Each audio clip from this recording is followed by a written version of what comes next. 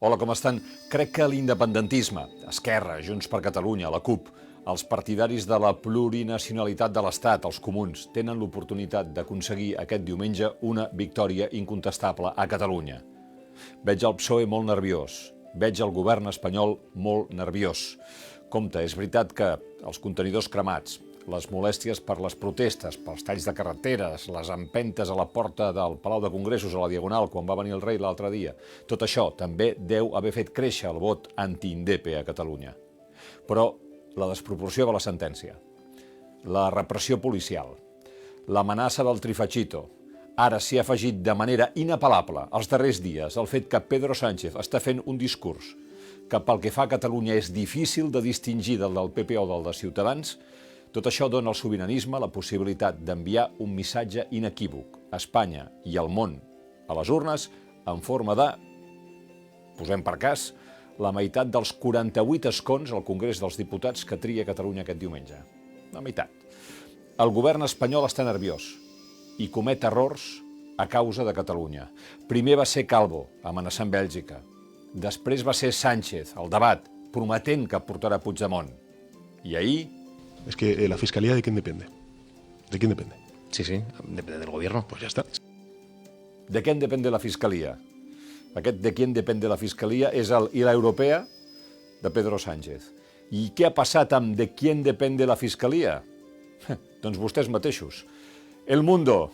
Sánchez choca con los fiscales por la entrega de Puigdemont. La Razón, los fiscales o Sánchez es un ignorante o compromete a sabiendas la entrega de Puigdemont. La Vanguardia, Sánchez choca con los fiscales por la entrega de Puigdemont. El País, Sánchez irrita a los fiscales al dar por hecho que sigue sus órdenes. No es pot fer pitjor. El primer manament de qualsevol campanya electoral és, almenys, no perdre vots, no cometre errors. Doncs vostès mateixos. A sobre, ahir a la tarda, la policia britànica diu a l'espanyola que rebutja l'euroordre d'extradició que el jutge Llarena va cursar contra la consellera Clara Ponsatí. M'imagino la consternació que la notícia devia causar a Moncloa a 4 dies de les eleccions.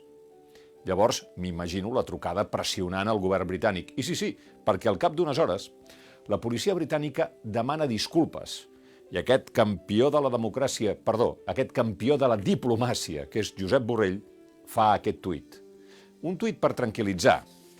En su nueva comunicación aclaran que simplemente se trata de pedir más información. Este es el documento que han enviado. Passo per alt que sigui el govern el que defensi l'euroordre d'un jutge, però, en fi, aleshores vas al documento que han enviado i diu: la petició no ens proporciona detalls suficients sobre la naturalesa del delicte. També li falta una descripció de l'hora i el lloc en què es va cometre el crim. La petició també ha de mostrar una connexió clara entre el crim i el nom individual. Abans hem dit que l'euroordre era desproporcionada i no ho és. Només és que ara mateix hi falta informació essencial. Jo no ho sé vostès, però jo no presumiria gaire d'un document que diu que m'he deixat coses bàsiques. Sobretot quan et diu a quin dia i a quina hora es va cometre el crim. Quan resulta que tothom sap que estem parlant de l'1 d'octubre. Si de quién depende la Fiscalia li sumes Ponsatí, esclar, cal una cortina de fum del gruix de la muralla xinesa per tapar tot això. I sí, ahir al vespre comencen a filtrar-se detalls dels sumaris del CDR, inclosos fragments de declaracions davant el jutge. Usted quería hacer nitrocelulosa. Y sabe usted que eso es un explosivo. Lo dice usted mismo. Sí, es un explosivo. ¿Tenían algún objetivo en dónde utilizarlo? No. ¿Pretendían ustedes ocasionar víctimas o...? No, en absoluto. I a la portada de l'ABC, material que surt directament del material filtrat. Sembla que la foto l'han tret d'aquest material intervingut al CDR. La gesticulació del govern espanyol a causa de Catalunya és constant i no cessa. Avui Pedro Sánchez firma una carta que han publicat diversos diaris europeus.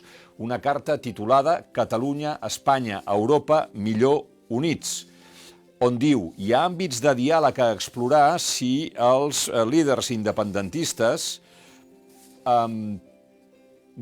abandonen definitivament la via unilateral.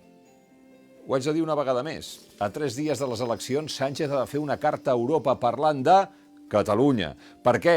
Perquè estan en fals, perquè Europa no entén la falta de diàleg, ni els 13 anys de presó Junqueras, com no va entendre els cops de l'1 d'octubre, igual com les justícies europees no tornen els exiliats amb les euroordres. Sánchez no fa més que entortolligar-se amb Catalunya. Avui, a El País, per si tot això que explico era poc, el decreto contra la República Digital asusta a los internautas. Expertos y juristas dudan de que sea constitucional que el gobierno pueda intervenir Internet por el orden público.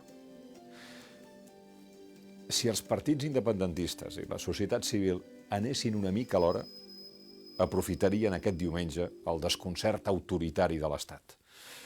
Llibertat pels presos polítics, pels processats, pels exiliats i el nostre més sentit condol pel president Carles Puigdemont, el pare del qual va morir ahir. Un home al qual la bondat se li veia a la mirada. Que el cel sigui i que tinguem un bon dia.